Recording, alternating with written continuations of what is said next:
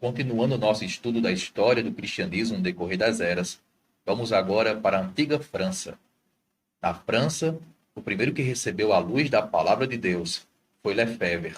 Lefebvre era professor da Universidade de Paris. Em suas pesquisas da literatura antiga, ele se encontrou com a palavra de Deus. E ali ele foi direcionado a estudar a fundo os ensinamentos da palavra do Senhor. Só que em 1512, ele descobriu algo incrível. Ele descobriu que a doutrina da salvação, conforme era apresentada na Bíblia, estava contrário ao que ensinava a igreja. E aí houve um confronto. A palavra de Deus ou a tradição da igreja? E ele escolheu ficar com a palavra de Deus. Ele escreveu depois a seguinte frase: é Deus que dá pela fé a justiça que somente pela graça justifica para a vida eterna. Aqui ele estava reconhecendo que apenas pela graça somos salvos. Isso é um ato da fé que vem através da justiça da salvação em Cristo. Essa foi a verdade do evangelho que ele descobriu e começou a pregar. Ao mesmo tempo que ele ensinava que pertencia unicamente a Deus a glória da salvação, ele também declarava que pertencia ao homem o dever da obediência a Deus e obediência à palavra do Senhor. Um homem chamado Guilherme Farel, ele sempre rangia os dentes quando via alguém falar contra o Papa, contra a igreja ou contra a homenagem e adoração das imagens. Mas quando ele ouviu a pregação de Lefebvre, o seu coração foi tocado.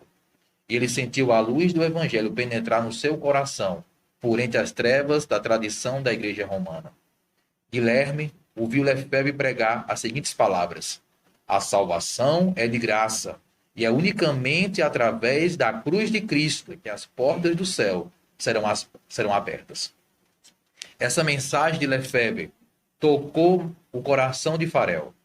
E Guilherme Farel decidiu, naquele dia em diante, rejeitar as tradições do ensinamento apostólico romano para se estabelecer nas verdades do Evangelho eterno. Existia um grande dilema no tempo. Havia a autoridade da igreja, que muitas vezes pregava coisas contrárias à Bíblia, e havia um movimento de reforma que estava brotando no mundo, pregando apenas a mensagem do Evangelho. E muitos homens se levantaram contra a tradição da igreja para pedir que a liderança da igreja voltasse os seus ensinamentos para a Bíblia Sagrada. E na França, esses homens, Guilherme e Lefebvre, estiveram à frente da obra da reforma. Guilherme, depois de ouvir as mensagens que foram pregadas do Evangelho, ele decidiu ser obediente apenas a Cristo e não a padres, nem papas, nem bispos. Guilherme Farel saiu espalhando e anunciando entre o povo a mensagem que tinha aprendido. E até que a mensagem se espalhou tanto na França, que a irmã do rei francês, Francisco I, a irmã deste rei, aceitou a fé na mensagem do Evangelho. Havia agora uma grande esperança da mensagem da reforma alcançar muitos corações na França. Com a conversão da irmã do rei Francisco, havia agora uma porta para que nobres e não nobres pudessem, assim, estar mais abertos à mensagem do Evangelho.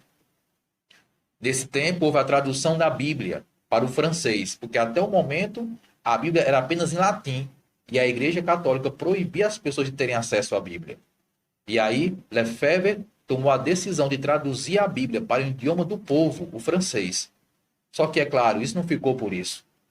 A liderança católica, por ordem do Papa, acenderam eles as fogueiras para queimar qualquer um que pregasse a favor do estudo da Bíblia. E foram acesas as fogueiras. Padres e bispos mandaram queimar homens e mulheres que estivessem seguindo o ensinamento bíblico e não as tradições da igreja.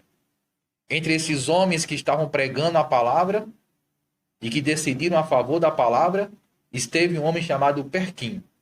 Perquim, ele atacou os erros do catolicismo e ensinou as palavras que estão no Evangelho de Deus. Como resultado disso, ele foi perseguido pela igreja. Ele foi sentenciado à morte. Segundo diz a história, em 1529, Perquim foi estrangulado e foi queimado na fogueira por ordem dos padres. Isso tudo aconteceu para tentar impedir que a luz do Evangelho raiasse na França. Só que isso não conseguiu impedir a mensagem do Evangelho. Muitos estavam aceitando a mensagem. Muitos estavam aderindo à mensagem da Bíblia, apenas a Bíblia, como regra de fé e prática. Muitos estavam saindo da tradição do catolicismo e a sua fé baseada apenas na palavra de Deus. Houve perseguição, houve morte, houve sangue, houve guerras, houve conflitos. Tudo isso aconteceu num período de tempo onde a igreja queria sufocar o povo em tradições e superstições. O erro da igreja foi querer que as pessoas não tivessem acesso à Bíblia. E foi colocar a imposição da autoridade religiosa com poder civil para perseguir os fiéis. Perquim morreu queimado, foi estrangulado e queimado. Mas a mensagem que ele pregou junto com seus amigos, que eram homens de Deus, essa mensagem continuou até o dia de hoje. O que aconteceu na morte de Perquim foi que ele foi colocado diante do povo para ser morto, numa forma de espetáculo. Perquim era de família nobre, mas foi diante do povão que ele foi ali martirizado. Isso aconteceu em 1529. E ele tentou ainda pregar no momento ali, antes de ser estrangulado. Mas quando ele tentou pregar para a multidão, começou-se a fazer um barulho ali por ordem dos padres, para que ninguém ouvisse a sua pregação. Essa atitude da igreja preparou a França para que, em anos depois, em 1793, houvesse a terrível Revolução Francesa, quando a França rejeitou de vez a luz da palavra e caiu num completo ateísmo. E quando a luz estava raiando, a reforma foi mais uma vez atacada. E aí houve o que é chamado de Revolução Francesa, a negação da fé, a negação da existência de Deus. E a declaração de que a igreja estava agora banida em todos os seus aspectos da França. Mas eu queria que você refletisse nesse momento do que Deus fez através de homens que foram instrumentos dele para levar a luz para a França antiga. E essa luz se espalhou, sim, chegou até os nossos tempos. Que você e eu possamos decidir a estar com a nossa fé firmada, não em tradições, mas na palavra de Deus. Foi através de trevas, superstições e tradições da Igreja Romana que surgiu a luz do Evangelho através do movimento da reforma. Eu te aconselho hoje a você analisar aonde você está congregando, cultuando a Deus. Questione seus líderes religiosos quando a doutrina é pregada, quando o ensinamento é falado, para você saber se aquele ensinamento ou aquela doutrina tem realmente base bíblica. Porque como cristãos, a nossa base de fé é a palavra de Deus, e tem que ser a palavra de Deus.